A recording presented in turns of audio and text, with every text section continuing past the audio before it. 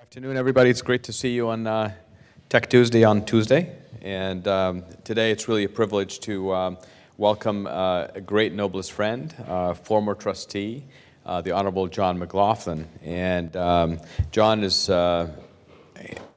been with us for so many years now, and he once he rotated off the board, he said, we prevailed on him to also continue to chair our National Security Advisory Board. So he does it out of labor of love, and it's my honor to just read to you some of John's accomplishments. So John is a distinguished practitioner in residence in the Merrill Center for Strategic Studies at the Paul Nitze School of Advanced International Studies at the Johns Hopkins University. He of course had a long and a very distinguished career at the agency, otherwise known as the CIA, and he is a member of the Council on Foreign Relationships and the American Academy of Diplomacy. He also serves on the Aspen Institute's Homeland Security Advisory Group, and as I mentioned earlier, he chairs our National Security Advisory Board. So with that, to all of the people who are here, and as well as all the people who are watching live at our sites, please join me in giving John McLaughlin a big Noblest welcome. Thank you, John. Thank you, Amr. Dale. Well, great to be with you, and great to be back at Noblest, one of my favorite places in the world. I had some wonderful years here and continue to do that, so it's great to be with all of you. And this is the first time that I've done a talk on this book, so you are an experimental audience for me. I'm sure I have more here to present than I can get through, so I will just edit as we go along. It's certainly one of the more unusual books that you've had come to Noblest, I think. Creating Business Magic. This is a book that is intended to do the following things: to show you how the power of magic can inspire, innovate, and revolutionize a business. Now, Noblest doesn't need a lot of this. I know Noblest well, and in fact, many of the principles that I'm going to talk about here today are practiced at Noblest, I think, on a consistent basis. But if you can take one or two good ideas away from this presentation, I think maybe that's worth it. That's what we say about magic books, by the way. Magic books, there's a vast literature on magic, and some of these books are quite thick and quite expensive, 1,000 pages or more, and you might pay $75, $100 for one of them. And if you take one or two good ideas away from them, we always say, it's worth it. So that's kind of how I think about this. Now, why did we write this book? Three of us, I'm going to introduce my co-authors in a minute, we talked about this for years at things called magic conventions. And at magic schools. There are actually places you get together with other magicians to trade ideas and to learn and to basically brainstorm. And for a long time, it occurred to us as we did this that, magic is based on a set of principles and on a set of techniques that actually apply in most of life, not just in the magic performance world. There's a certain way of thinking that undergirds all good magic, and these we think have universal application.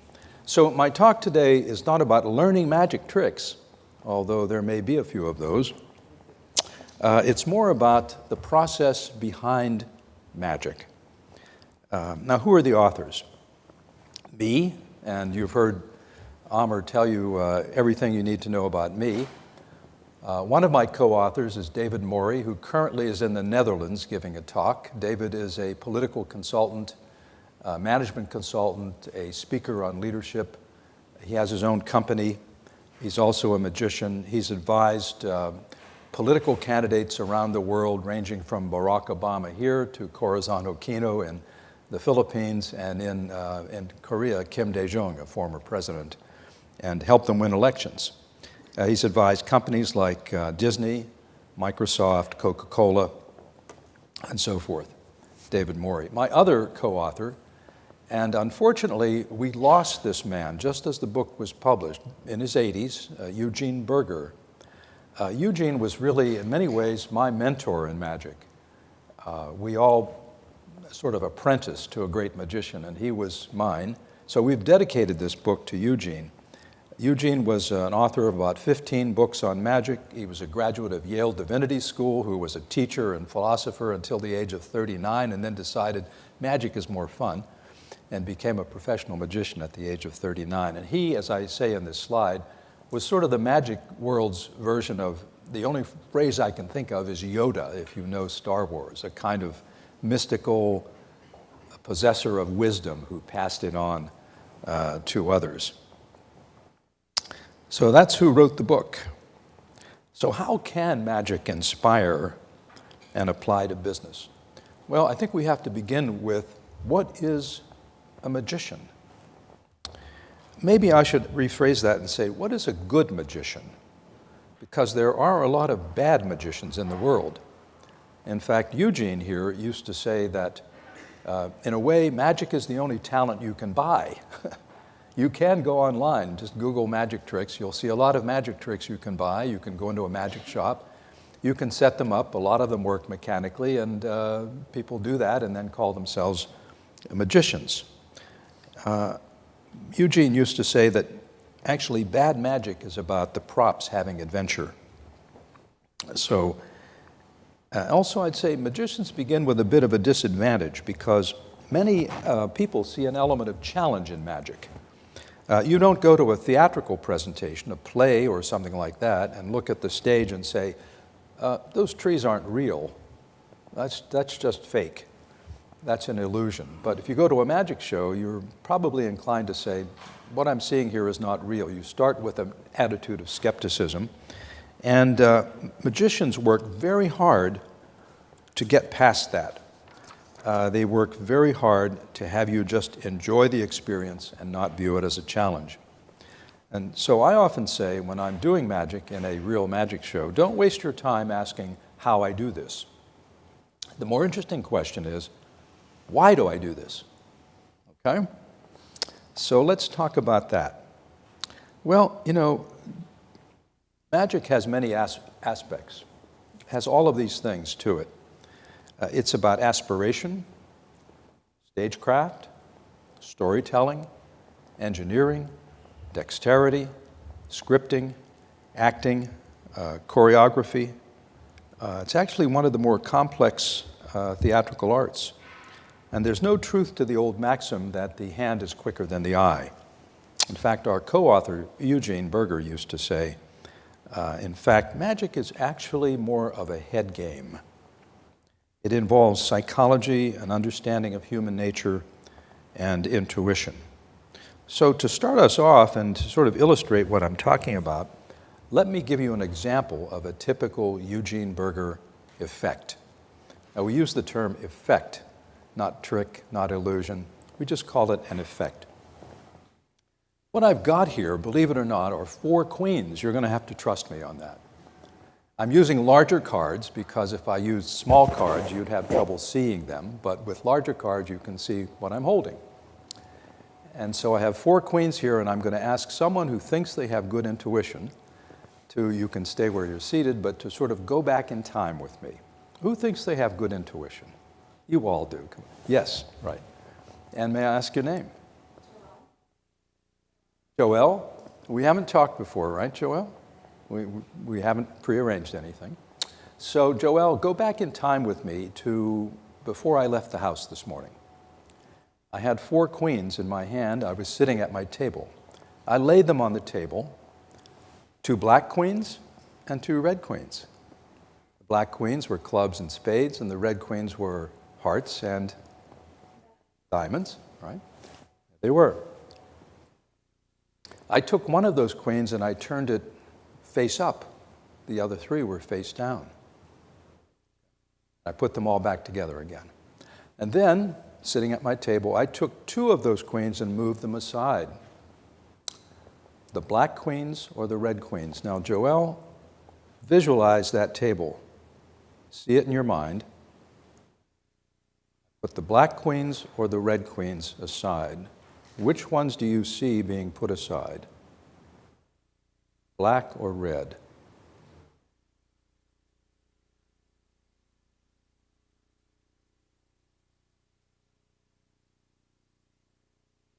said black. Right. Leaves just two queens, the two red queens, the heart and the diamond. One of them is face up. It's your choice. Which queen do you see face up, the heart or the diamond? The diamond. Joelle sees the diamond, heart, the diamond face up.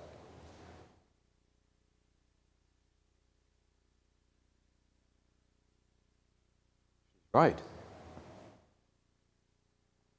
I was so confident that someone at Noblest would have the intuition to get to that point. And I wouldn't do this with just any audience, but with Noblest, I knew someone here would be able to get to that point, and I was so confident I actually took a card from a different deck, red deck. Not only that, I was so confident that you would see in your mind the card that I had chosen, that the other three cards are, in fact, blank.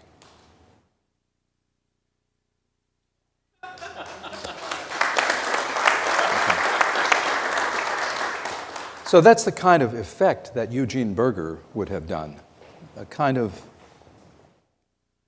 head game, if you will. And I'll leave you to think about that for a minute. So we're drawing on the work of the true masters in this profession. And some of you, when we talk about these principles, some of you will have heard about many of them. Houdini, David Copperfield, perhaps David Blaine. Anyone see Penn and Teller on television? Maybe Doug Henning, if you remember the 1970s, sort of a hippie-dressed magician. But there are others famous only inside the magic profession, like my friend Eugene Berger, Di Vernon, a gentleman named Max Malini, Max Maven. In the world they inhabit, magic is not only about statecraft, it's also about a series of techniques and attitudes that magicians use to strive to do what businesses try to do. That is, to create and to achieve the impossible. And meanwhile, to keep alive for you a sense of wonder, something that accounts for most of mankind's progress and is increasingly scarce. So in the middle of a technology revolution, there is, for the average person, not so much to wonder about anymore. This has always been an issue for magic, trying to stay one step ahead of technology. And there's a new book about this called The Real History of Magic, in which an author traces magicians over the centuries as they've tried to kind of stay one step ahead of technology. So let's dig into the magician's creative process and see how that can transfer to business, management, and leadership. And our first chapter talks about perception. And the point we try and make in this chapter is forget reality. Perception is everything. As Einstein said, reality is merely an illusion, although a very persistent one. And I'm going to begin with a quote from Doug Henning, that brilliant magician of the 1970s, who said that the only thing a magician does is ask one question: what's real and what's illusion?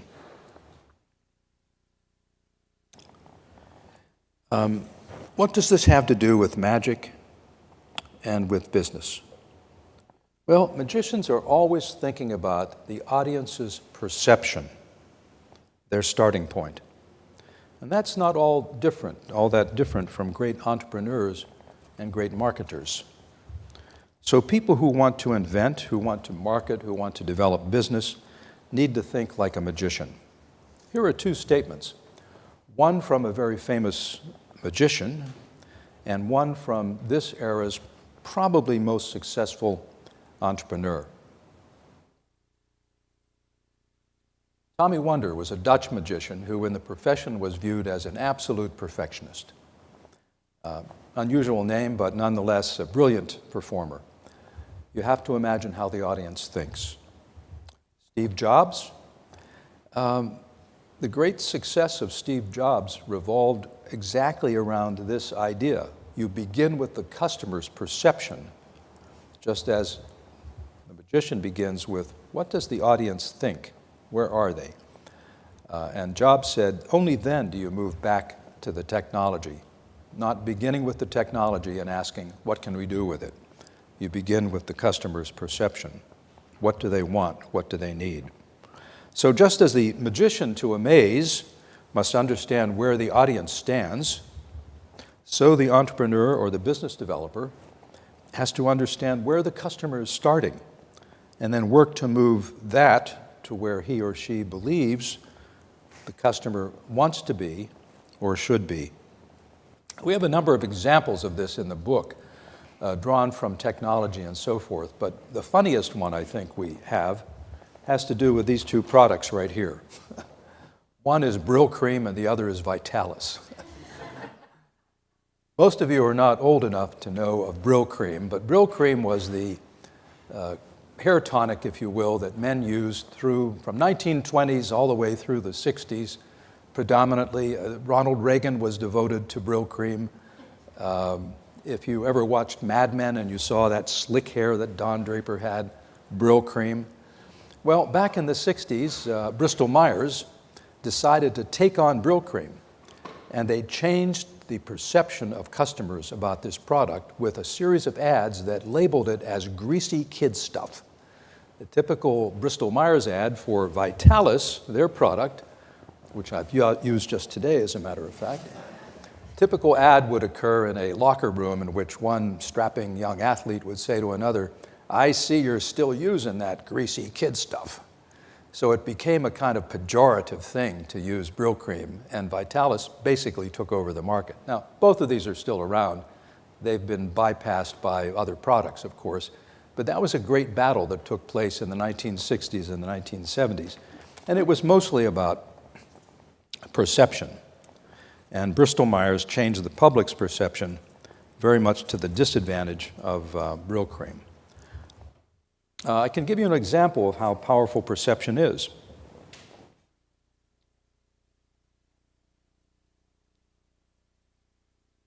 I love this atrium. The light is so beautiful in here. All right, some of you are going to think you hear water. Some of you are going to think you see water. You're going to perceive that you see and hear water.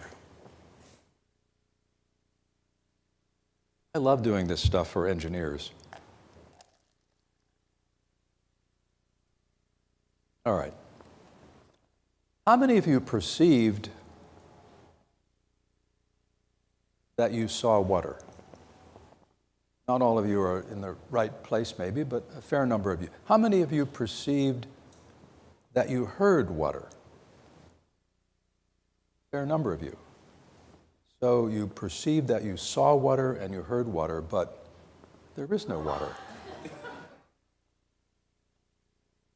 There is no water.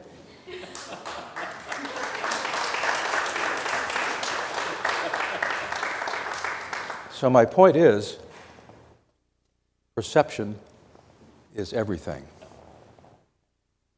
In magic and in business. Our second idea, and I'm only going to cover, I've only picked out a few of these ideas that we talk about. We call Reboot Aspirations.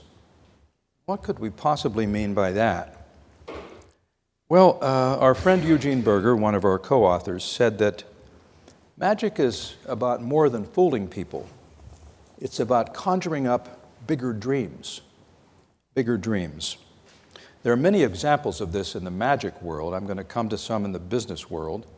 But in the magic world, if we just talked about Houdini, for example, this is Houdini on your right. On your left is a young Houdini when he was just making his reputation as an escape artist. On the other side is a more mature Houdini, the last major escape that he did, which he called the water torture cell, in which he was suspended upside down in a great box of water and managed to escape. Well, he was conjuring up a dream. He became famous starting about 1903 and passed away in 1926 prematurely at the age of 52. Long story, but in any event, psychologists have looked at Houdini's career thinking, how did this person become the world's first superstar? He's one of the very few entertainers who at that time had their name known around the world, Houdini. In fact, to this day, if I ask an audience to just think of a famous magician without speaking the name, and I ask how many are thinking of Houdini, about 75% of the hands go up. He's been dead for more than 80 years. So but psychologists have looked at his career and said that, he was doing this at a time when many people in the world were dreaming of escaping from repressive circumstances somewhere. This is the time of the Great Migration to the United States. It's a time when we're in the run-up to the Russian Revolution, when things are stirring in Germany. Many interesting biographies written of Houdini. So he was dreaming a bigger dream with a magic trick, and people felt it that way. Very hard to explain his appeal in other terms. David Copperfield was dreaming a bigger dream, the Las Vegas performer, who, by the way, has sold more tickets than Frank Sinatra and Michael Jackson combined as a performer. His dream was to fly, and if you've ever seen his performance of this on a stage, it's quite amazing. He does appear to fly without support, and I'm going to come back to a principle that was involved in that a little bit later. But great entrepreneurs think the same way. They live by the same code, that is, dreaming a bigger dream. Here's one. It was Bill Gates' dream. Long before Microsoft, I think, even had developed its operating system, long before Microsoft really had their hands on real computers. A computer on every desk and in every home. He was rebooting aspirations. That is to say, he was dreaming a great dream, just as magicians do. Or Bob Iger. Bob Iger took over Disney. I had lunch with Bob Iger a few years ago when I was a speaker at one of his leadership forums.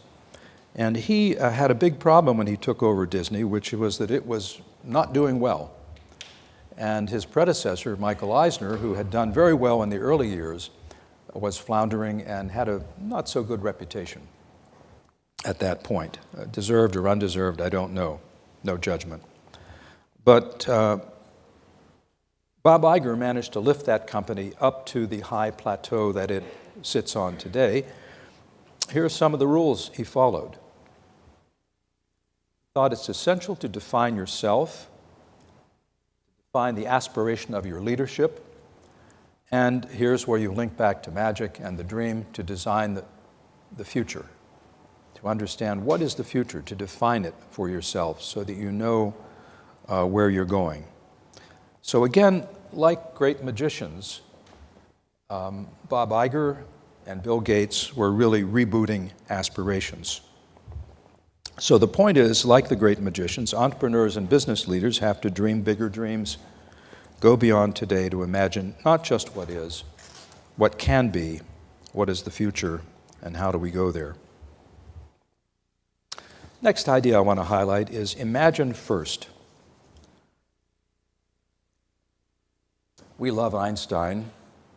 The sign of intelligence is not knowledge, but imagination. And here I draw on lessons from magic and my former profession of intelligence. There are many methods in magic, but that's not where great magicians start. Great magicians, whether it's these two, again, I'm using the same two examples, whether it's David Copperfield on your right, with his illusion of walking through the Great Wall of China. You can find this somewhere online. He does appear to do that. He sets up a screen on one side, a screen on the other. Cameras are watching him at all times. He goes in on one side, he comes out on the other. I have no idea how he does it. Or Houdini, when he wanted to make an elephant disappear, which he did on the stage of the largest theater in New York. they didn't start with the technique. They imagined the end point. They said, I want to make an elephant disappear. Copperfield, I want to make the Statue of Liberty disappear. It's another one of his television illusions. No camera tricks. So if you start with the method, you limit yourself to what is what? What is known. So here's the simple formula that magicians use.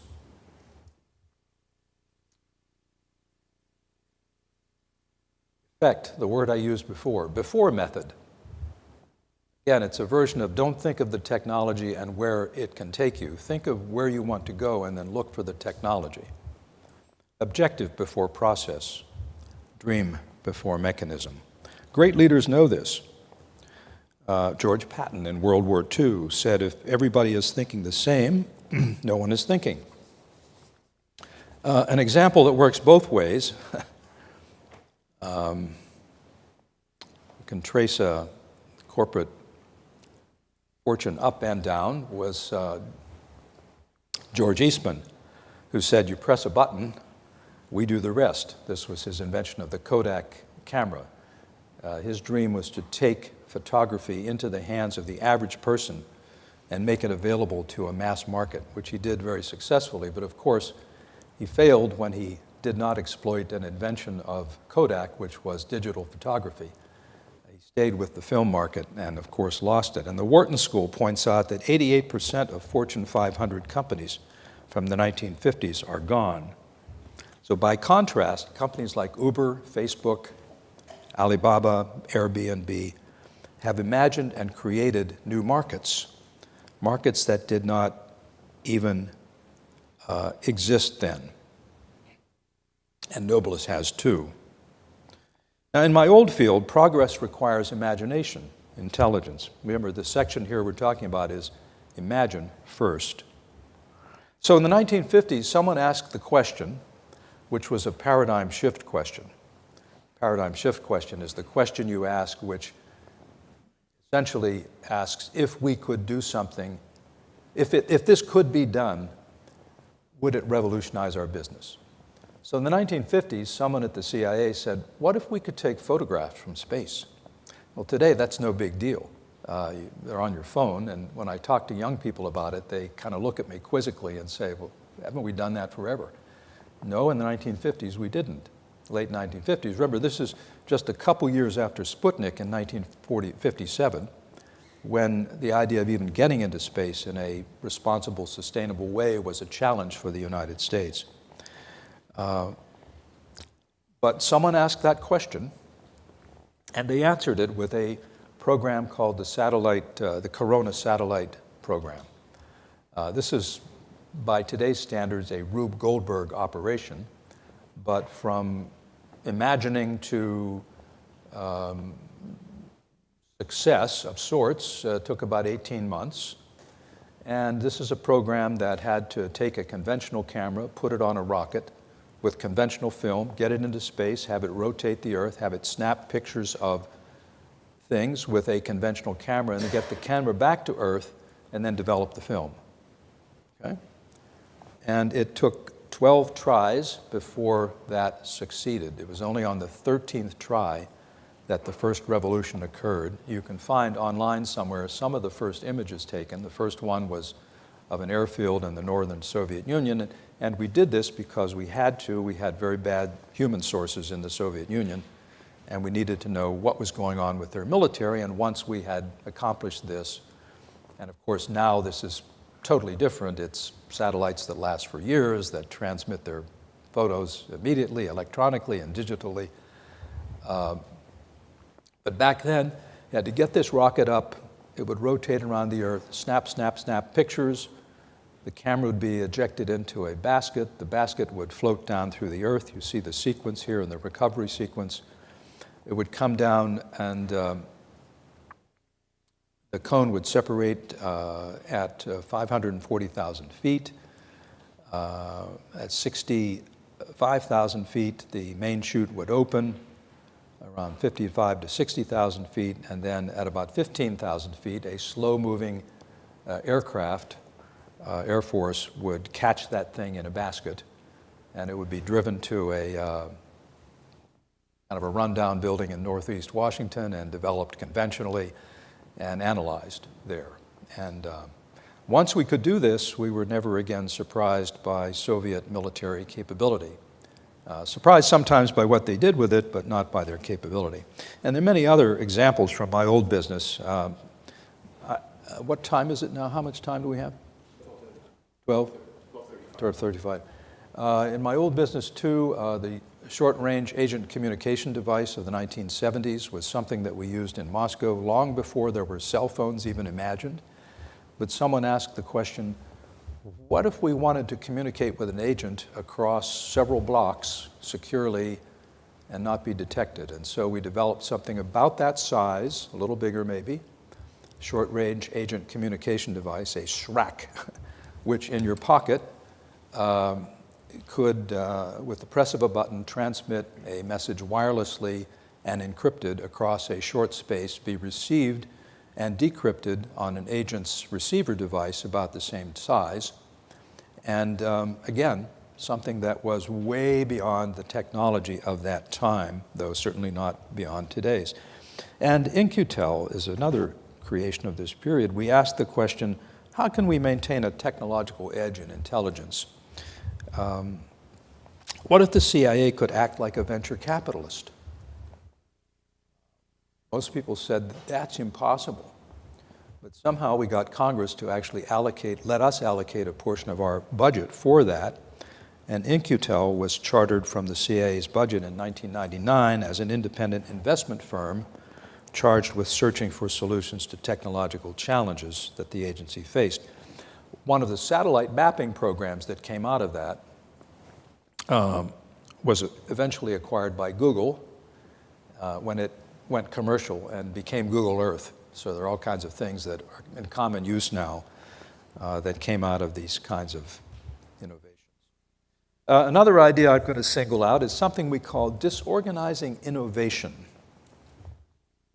Now, everyone loves the idea of innovation, and a lot of Nobles's book talks, I know, have been by people who write about innovation. My experience at Nobles, with its Innovation Center and other things, tells me that it knows what magicians and great business leaders instinctively understand, and that is that innovation seldom happens at the center of things. It happens most readily on the periphery. So here are some examples of professions and companies that innovate not at the center, but on the periphery of things. The first one is actually a kind of magic version of Lockheed's Skunk Works. It's the McBride Magic and Mystery School in Las Vegas, where magicians gather. It's not actually in Las Vegas. If you were there, you would not know you were in Las Vegas. It's in a little town on the edge of Las Vegas in a nice, small home.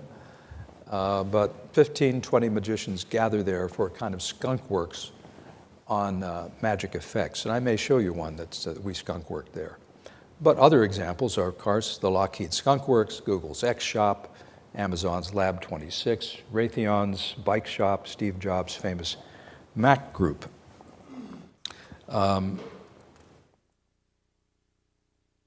Skunk Works, of course, produced the legendary SR-71 aircraft, still the world's fastest airplane.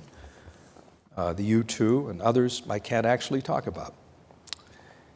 Google's X Shop, Amazon's Lab 2026. But all of these, I think, are most impressive is that up against IBM with its PC dominance, Steve Jobs set up the Mac Group, not in Apple, but across the street in a little strip mall in a nondescript building, raised a black skull and bones flag, and with an insurgent team, devised the Macintosh. And soon, IBM was known as incredibly boring machine. That's come back, but innovation happens less in hallowed corridors of companies and more readily on the outside and along the periphery, where technologists, marketeers, entrepreneurs think less like business people more like magicians. Now, let me give you an example, if I can, of somewhere in here. I think I have an example I can show you. Hang on. Yeah, here we go. Would you like to see an example of something that we skunk worked at the McBride Magic and Mystery School? Would that be interesting to you? We set a very interesting set of parameters. You know, most magic, as you know, occurs with a lot of props and a lot of scenery and a lot of I'll take my coat off for this. A lot of gadgetry and scenery and things like that, okay? So we said, I'll tell you what, let's try and create some magic that involves only two hands, sleeves rolled up, 3 coins, nothing else, and a rather small space. Those are the parameters.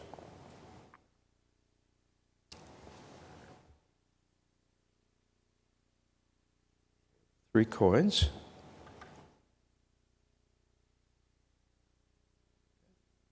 A little hard to see. Can you see that I'm holding 3? These are actually silver dollars. Can you see them? Once again, wonderful light here. It's important that you take a look at them. Amr, if you would look at that one. Joel, you were so good before. Take a look at that one. Take a look at that one. This is what American money used to look like. Solid silver. Feel the weight of it. This is what people carried in their pockets. Very heavy, isn't it, Mark? Did you see the date on it? What is the date on that one? 1889. I think that's the year that Carnegie Hall opened. 1889. Imagine the history that is embodied in these 3 coins. Date on this one is what? Can you see it? 1900. I think that's the year Teddy Roosevelt came into the presidency because McKinley was assassinated that year. Just imagine the history there. The date on that one, Joelle? 1891. 1891. A lot of history in these 3 coins. Okay, so this is what we skunk worked. Remember, very strict 2 hands, sleeves rolled up, this space, nothing more, 3 coins. The challenge we set is whether these 3 coins could move across space invisibly from here all the way over to here. 3. You all see them? When it happens, it looks like this.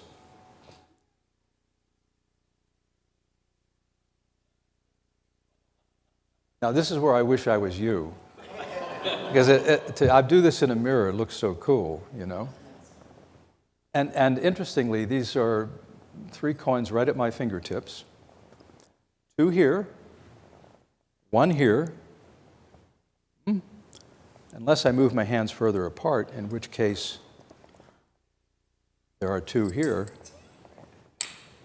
and 1 here.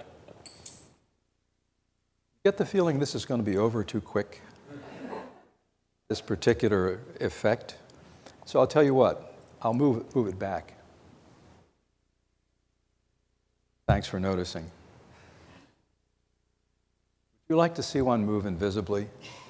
Would you like to see one move in slow motion? Yeah? All right. I'll hang on to this one. Watch the upper one. Slow motion.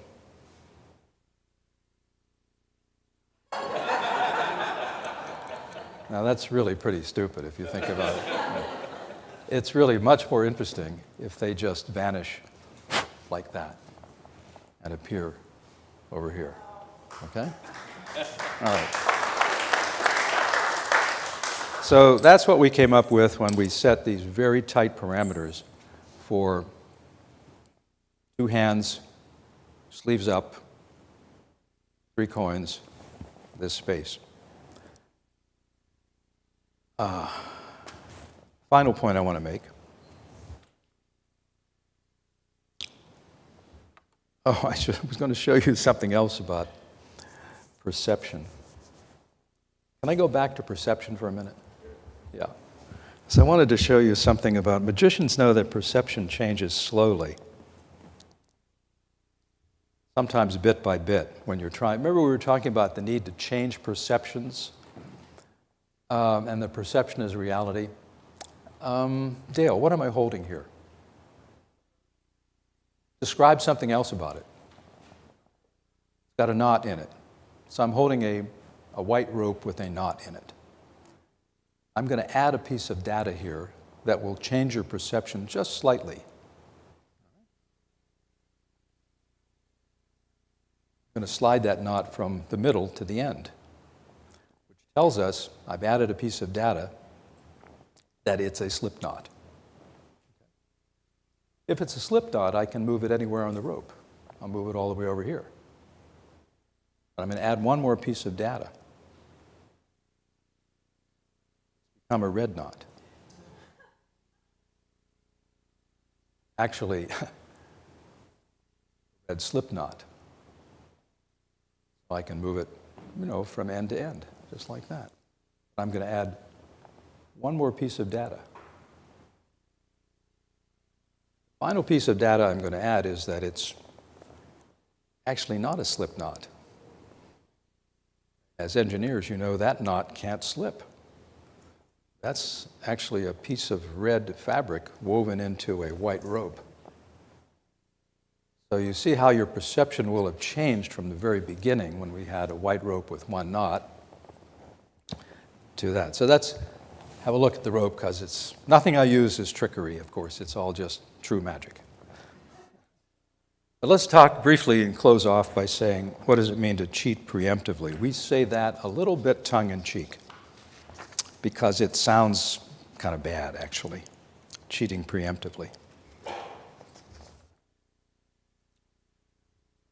What we mean by that, and I'll make the connection to business.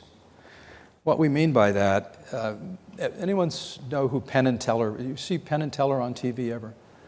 The silent one, Teller, is actually a brilliant theatrical designer and one of the great theorists of magic. Teller actually designs illusions for Shakespeare productions, including Macbeth most recently. He has 7 rules of magic. They're all in the book. This is the one that intrigues me most. Teller's first rule of magic is prepare more than your audience can imagine you ever would. If you do that as a magician, you're almost sure to amaze an audience. Let me explain this, and let me give you an example. And the example I'm going to give you is the great Max Mellini. Here's the story about Mellini. He was a Polish immigrant who performed in the United States and around the world about the turn of the century, 1890 to roughly 1920. He lived on into the 40s, but that was his heyday as a performer. And he spent a good deal of time in Washington. On one occasion, he was at a society party. He was a society entertainer, principally. As many magicians of that era were, you'd be invited to the homes of the rich and famous, and you'd be a performer in their drawing room, about as we are here. And so they all knew Max Mellini. He was quite famous at that time, in the way that celebrities were then. And a senator said to him at a party, as a U.S. senator said to him, "Max, show us a trick." And he said, "Does anyone have a deck of cards?" Well, of course, no one did, but he had a deck of cards. If you ask me, I have a deck of cards. And he had someone take a card, the wife of one of the senators. She chose a card. And then he said, "I'm going to shuffle it back into the deck, and now would you find the card?" And the card had disappeared. Then he said, "Does anyone have a knife?" No one had a knife, but Mellini brought out a big kind of kitchen knife, and he asked one of the senators to take off his coat. He said, "This is a little unusual, but hold your coat up." He sliced into the lining of the coat and found the vanished card there.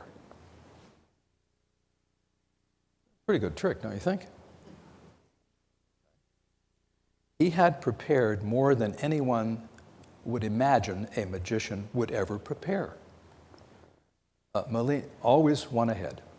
What Mellini had done is gone to the tailors in town who worked with these senators and made some of their clothes, and a year or two before had gotten the tailor to sew into the lining of the coats of 3 or 4 senators cards that he would manage to encourage someone to take. There's a way that magicians can do that to ensure that you are taking the card they want you to take. I would never do that, but that's what Mellini did. And then he waited, not knowing whether this would ever present the opportunity to do this trick. Had these people not been at that party, had he not been there, had someone not asked him, nothing would have happened, and this story would not exist. But Mellini had cheated preemptively. He had followed Teller's rule of preparing more than the audience could imagine. There are many other examples of this. I could give you one that, what's our time now? 10 of. I think we're almost out of time. I'll skip that example and move on to another one as we wrap up. But I'll tell you about it. I was with the president of Argentina, Carlos Menem, and this former president. This would have been about 12 years ago or more. And I knew that Argentina was in financial trouble. And it was frequently the case that when it was in a gathering like this, someone would say, "Ask me to do a trick." And sure enough, Carlos Menem, the president of Argentina, did ask me. So I asked if he had an American dollar bill, and then I turned it into a $100 bill by a technique we use that seems to make it change into a $100 bill. A week later, I got a telegram from Buenos Aires offering me the finance ministry. That's a true story. I mean, the telegram was a joke. I mean, he didn't really offer me the finance ministry, but it made an impression on him. Lots of other, I could give you a dozen examples of magicians over-preparing, because I had to be thinking ahead, and also things go wrong in magic often, and you have to always have an out, and that is such a requirement that this is a book written in 1940 by Charles Hopkins called Outs, Precautions, and Challenges. You can find it online. It's probably for sale on Amazon still. It's a book that magicians use, a series of techniques to use if something goes wrong in a magic trick and you can't finish it, because you always have to bring the trick to a conclusion with the audience not realizing that you've completely failed. So, related to this is the drill of script, practice, and rehearse in order to eliminate as many uncertainties as possible. So translated to business and leadership, this idea of cheating preemptively comes out like this. You always want to get one ahead. That's what strategic planning is about. Planning that imagines the future, to harken back to one of our earlier themes. You want to script, practice, and rehearse, particularly for business development. And you want to have thought ahead to what are your outs when things go wrong. So would you like to see, to just wrap this up, one incredibly over-prepared and highly scripted example from the magic world? One more. Okay, some of you have seen this before. Mark has seen this before. Yeah, I think you've seen this before, right? Okay. You've seen this before. It's over-prepared and highly scripted. And from the magic point of view, it will summarize some of what I've said so far. Because it's an illusion. It's a 250-year-old illusion, first performed in Philadelphia with a copy of Benjamin Franklin's famous newspaper, the Pennsylvania Gazette. Now, I could only get one newspaper today. I couldn't get that old newspaper. I have to settle for USA Today. Although, as a magician, the thing I like about this paper is I never have to prove there's nothing in it.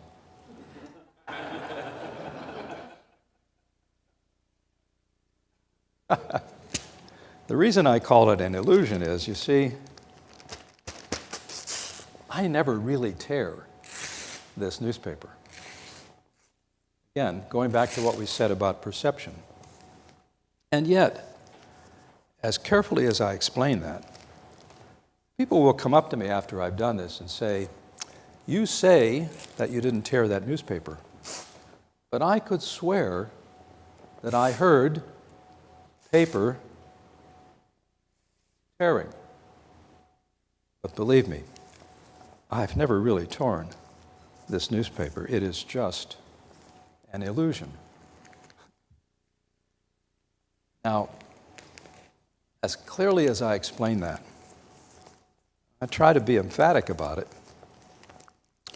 People will come up to me after I've done this, and they will say, well, you claim you didn't tear that newspaper, but I could just swear, I could swear that I actually saw separate pieces. But believe me, ladies and gentlemen, I have never torn this newspaper. It is nothing but an illusion.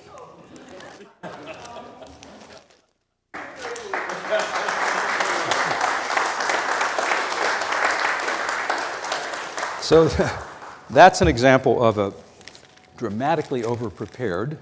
In other words, to get to that point, most people would not do what a magician has to do to reach that point, even though it's all over in 2 minutes. Origami is involved. Lots of things are involved. And it's highly scripted. If you've seen me do this before, every word is the same. Every movement is the same. And I suspect that's what a good business developer does in making a pitch or a presentation, while simultaneously doing some of the other things that we've talked about here. Projecting a dream, imagining the future, sensing where your audience or your customer should go. And it's in all of those ways that magic does have a relationship, I think, to business. Now, I've only touched some of the ideas in this book, but hopefully you've found that of interest. And if we have a couple minutes, I'm happy to take questions. And if anyone wants a book signed, I'll be here to do that. Don't feel obliged, but if you wish, I will be here. So any questions or thoughts or reactions or anything at all? Hopes, dreams, fears? Frighten you? Yes, back there. Now remember, I told you the more important question is, why do I do it? There is a reason why I do it. My favorite magic poster is of a British magician from about 1910 called David Devant. I'm going to put it in this slideshow at some point. And it's a piece of art that looks at an audience from behind the magician, and you're looking out at the faces of the audience. And they're family faces, fathers, mothers, grandfathers, kids. And on the faces are every human emotion. Skepticism, happiness, laughter, astonishment. That's why I do it, because I think that's why I do magic. Because it, when done reasonably well, and I'm not one of the great magicians of the world, but I can strive to be better, it creates a sense of wonder and amusement. Leaves people with something other than Supreme Court hearings.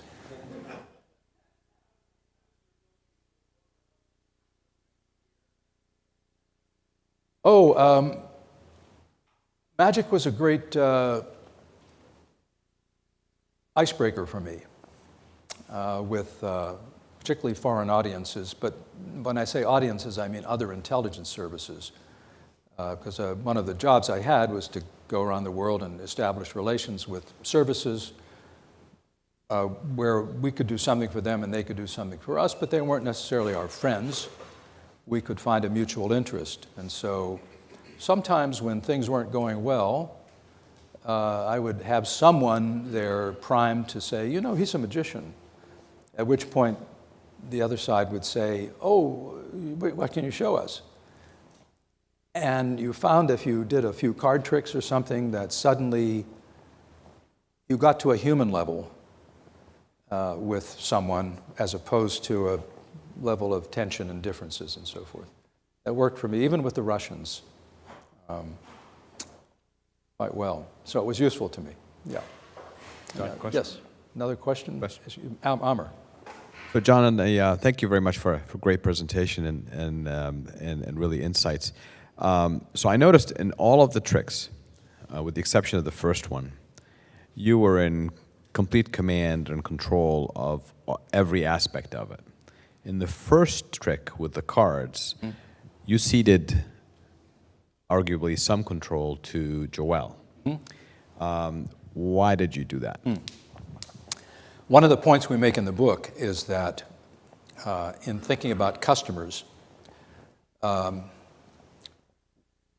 of the things, or customers is too narrow a term, people you're trying to serve, people you're trying to introduce to a product or a service.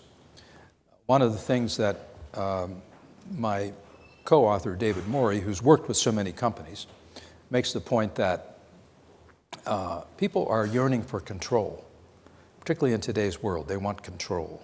They want to have some control over themselves, their destiny, their days, their lives, the direction of things. And so to the extent that what you're offering them as a service, and I can think of many things Noblest does that are in this category, whether it's helping the FBI or helping someone, one of my former agencies, it enhances their sense of control over the world they're trying to master or manipulate or simply deal with, okay? So magicians use the same technique often to cede a certain amount of control to the audience, or seem to, in order to engage them. If you're just watching me do stuff, remember what Eugene Berger's line about magic is often about the props having adventures. If you're just watching me do stuff, well, it's kind of interesting, but you're going to have trouble staying off your phone, frankly. But if you are engaged, if you are doing something with me, now the great magicians have all done this. One of my favorite magician was Harry Blackstone Jr. and his father, Harry Blackstone. Some of you may have seen Jr., who passed away and he died of cancer in about 1992 or so, but was quite prominent in the United States and on television. But he had a trick where he would come out from the wings of the theater with a bird cage and a bird. And before your very eyes, the bird cage would vanish. I mean, it wouldn't cover it or anything, it would just be gone. He would say, do you want to see that again? And everyone would say, yes. Let me go off stage and get another cage. And he'd come back with another one. And then he'd say, would you like to touch it? I wanted to put something in, I'll tell you in a minute. And he would say, well, children are free to come up and put their hands on it. And so about 25, 30 kids would march up on the stage and they'd all put their hands on the cage. So he was ceding control of his stage to the audience, to the parents who were letting their kids go up there, to the kids who were going to put their hands on it. And by the time all the kids had their hands on it, you couldn't see anything. I mean, you could just sort of see him surrounded by kids, and then the cage was gone, and then the kids would be looking in his jacket and everything. And so again, that whole idea of bringing the audience in, giving them some control over what you're doing. There's another wonder, this is the one I wanted to show you, but frankly, I couldn't get a video embedded in my PowerPoint. My PowerPoint on my Mac has just been updated and it doesn't work the way I'm accustomed to it working. But Blackstone also had a trick where he would, and this is a trick that if you look online and you say, Harry Blackstone floating light bulb. You can find one sort of grainy video of this from the 1970s, I think. It's a trick that even in this old video still gives magicians goosebumps. Even thinking about it, the hairs on the back of my neck are rising. He would come out with a lamp and he would unscrew the bulb, snap his fingers and the bulb would light. Well, it's not so hard. You guys could figure out how to do that. Then remove his hands and the bulb would remain floating there in the air. He would take a hoop and spin it around. Then he would say, "You'd like to touch it?" And he'd come down into the audience with this bulb floating between his hands, and he'd say to someone, "Take it." You see in the video, they take it in their hands. They're looking at it. He takes it back, and it's floating again. He walks back up on the stage, highly scripted, and he says, "What, you didn't see it in the back row? Well, have a look." And it floats out over the heads of the audience to the back row. "Look, but don't touch." And then it comes floating back through the hoop he's holding in his hand. And he screws it back into the... And there is music playing during this. But, you know, it's not a big trick. I mean, it's a big trick, but it's a small thing. But that walking into the audience, that talking to someone in the back of the theater, and the music that accompanies it, most magicians look at that and say, that was perfection. So, you know, magicians think a lot about all of these things. Good magicians. And there are a lot of bad magicians. In fact, the two most common questions, the remarks you get in the United States when someone discovers you're a magician, the two most common things said to you are, "Hold on to your wallet." And the second thing is, "Do you do kids' parties?" Well, the "hold on to your wallet" is an interesting one in that one of the most famous oil paintings of a magician is from 1580-something or other by Bruegel. And it's a magician doing a trick I still do with 3 cups and 3 balls on a table. But his assistant, as everyone is leaning forward in amazement, his assistant is taking the pouch, the coin purse of the person leaning in. So there's a reason for that. As far as kids are concerned, it's the worst audience you can have. I mean, we do kid magic sometimes. But the reason is, most young people, let's say before 4th, 5th grade, they're not so sure about gravity or the laws of physics generally. So if you make something float, the average kid is going to say, "Oh, that's interesting, stuff floats." I didn't know that. Or you make something, you know, I don't know, the size of this computer disappear, kid will typically say, "It's up your sleeve." So kids are the hardest audience. The best audience you can have is this kind of audience. In other words, a sophisticated, highly educated audience that understands how things work and that therefore can grasp when something isn't working the way it's supposed to be working. And will search for solutions, usually going in the wrong direction. One of the secrets of magic is by the time the reveal has occurred, but by the time the actual surprise, the miracle occurs, it happened long before that. So the sweetest moment in magic is when you've set that all up and you don't have anything else to do but reveal it. And you've gotten past that point. Okay? That's a lot of interesting things about magic. But my point in the book, our point in the book, is that good magicians think about all of these things, and it's not the panacea for business, for heaven's sakes, but there are some touch points where thinking like a magician, particularly the idea of imagining something that seemingly cannot be, is an entrepreneurial skill that's very important. As it was with Bill Gates, as it was with Steve Jobs, as it was with Bob Iger, countless others that we mentioned in the book, to kind of imagine something that isn't there and don't get riveted on the fact that it can't be done, but see it and then start working as to how you could get there. That's what we do at the McBride School, and I'm going out to that school in October. and spending 3 days in a conference called Magic and Meaning, in which it'd be like 3 days of TED Talks on different aspects of magic. Well, you must be over time. I'm happy to stay, but I'll take other questions. One last question. Yeah, go ahead. I don't know if you're a fan of AGT, America's Got Talent. I am. All right, the magician that just won. What's your impression of him? Because clearly, America thought that he was, a very good illusionist, and I'm just curious. Since you're in the business, you probably understand a little bit more of the tradecraft. Yeah, he's excellent, and yeah, he's very good, and he's thought all of this through in the same way. It's very hard to win on that show. Very hard. And one of the great things about that show, from a magical point of view, is that it's helped bring magic back into the mainstream. And it's shown Americans that there are thoughtful, really good magicians out there, as opposed to bad magicians. So, yeah. Okay, thanks very much. We have a tradition of giving a small gift. Oh, wonderful. And Is it this is a a watch? Noblest pen. No, but I offered you a watch. I know you did. So thank you for being with us. Thank Great you, job. Amr. Great job. Thank you, sir. Thank you.